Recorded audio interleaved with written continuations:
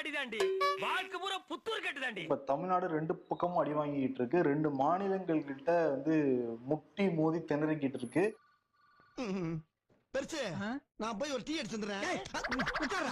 கர்நாடகா சட்டமன்றத்திலேயே மேகா தட்டானையே நாங்க கட்டியே தீருவோம், அதுக்கான நிதியெல்லாம் நாங்க ஒதுக்க போறோம், அதுக்கான பணிகளாம் நாங்க ஆரம்பிக்கிறோம். கட்ட குறைக்கு கட்டம் சரியில்லை, நம்ம கூட விளையாடுறதே அவனுக்கு வேலையா போச்சுடா. இப்பயே மரங்கள்லாம் நாங்க வெட்ட ஆரம்பிச்சிருக்கோம் அப்படின்னு சித்தாராமையாவே அந்த சட்டமன்றத்துல ரொம்ப ஸ்ட்ராங்கா பேசினாரு.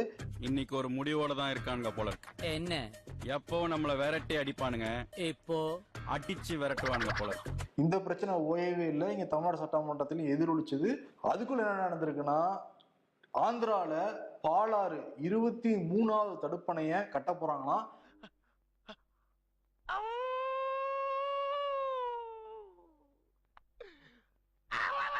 அதுக்கான அடிக்கல் நாட்டு விழாவில் கலந்துகிட்ட ஜெகன்மோகன் ரெட்டி